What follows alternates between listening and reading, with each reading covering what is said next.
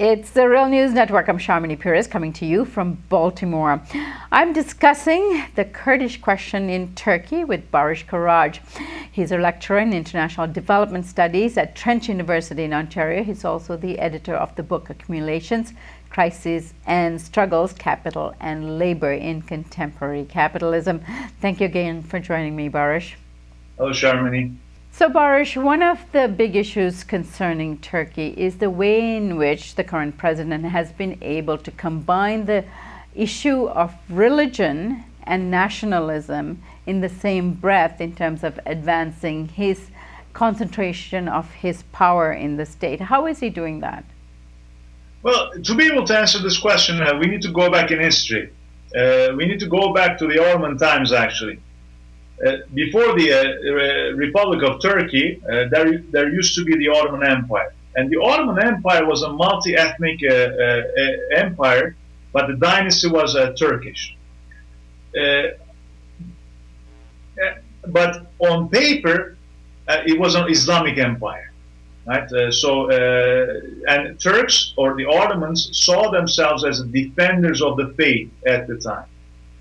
And then, when the Republic of Turkey was established by mostly military men, led by Mustafa Kemal, it became a secular state.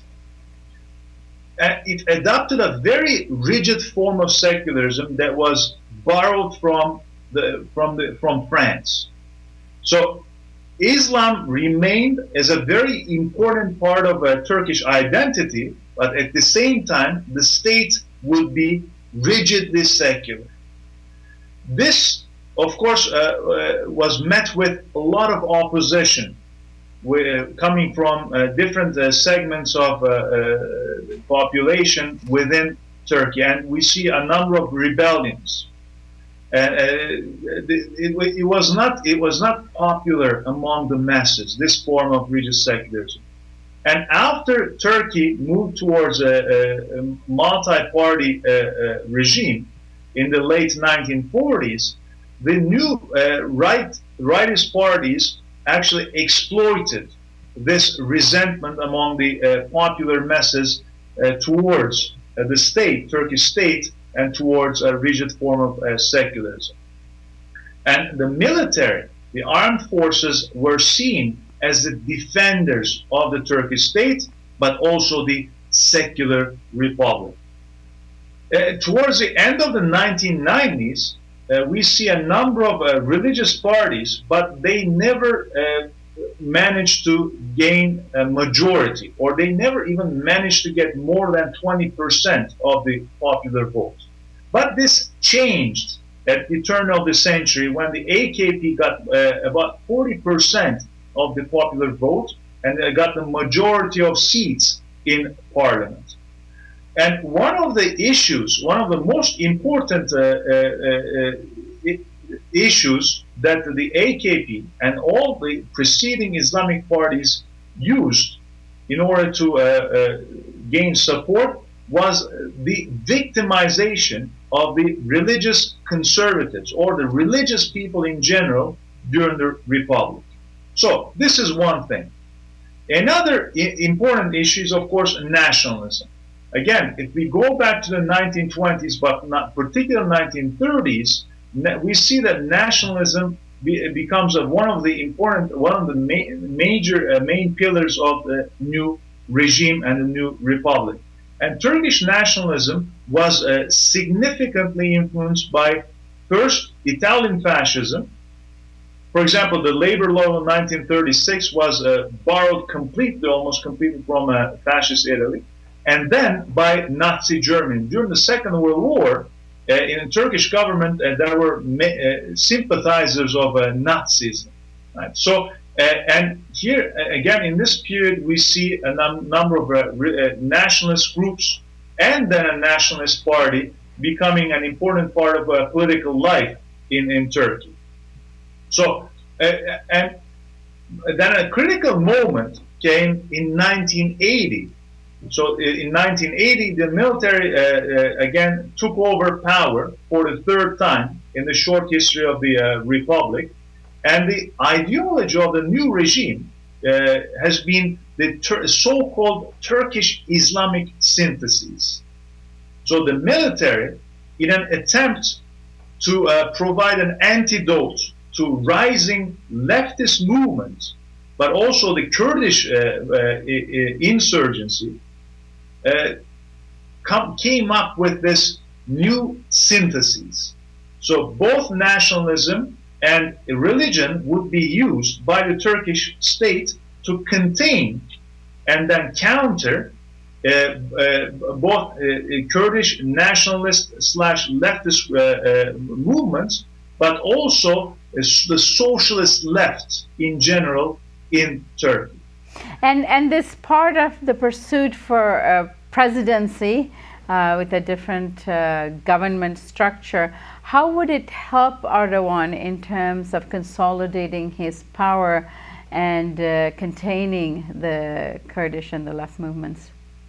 Well, I think we can comfortably say, safely argue that Erdogan has already consolidated his power in Turkey, but he wants to give it an institutional form. He's already in control of the judiciary. He's already in control of the police, and he's made a pact with the Turkish military. So it is safe to say he's already consolidated his power. The only opposition, credible opposition force that has been struggling against Erdogan and the AKP has been the Kurds. So the next step for him is to eliminate that opposition. And in order to do that, and in order to rally more support for his cause, he has skillfully used a combination of Turkish nationalism and religion against the Kurdish movement. Baris, you've argued that Erdogan has been very successful in the way in which he has used religion in order to consolidate his power and minimize the role of the Kurds in the Turkish state. How has he done that?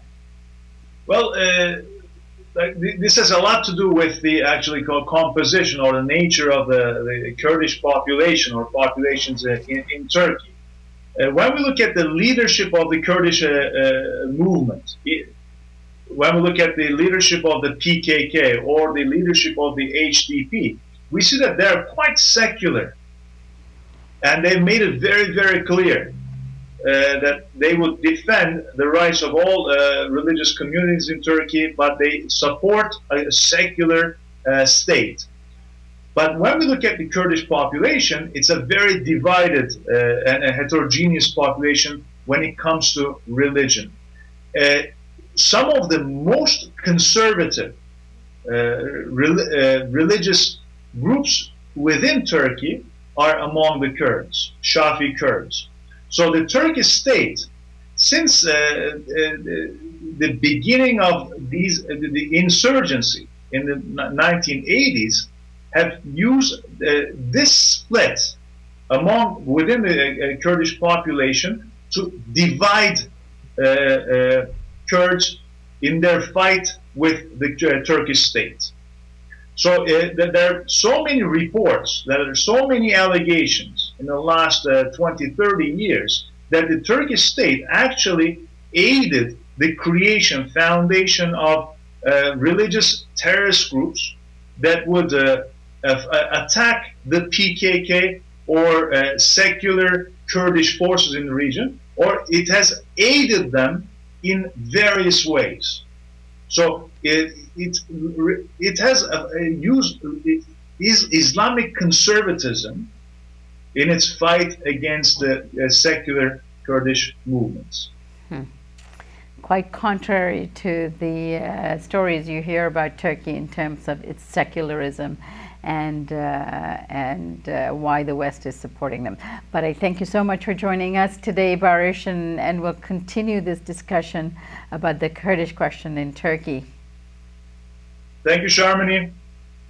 And thank you for joining us on the Real News Network.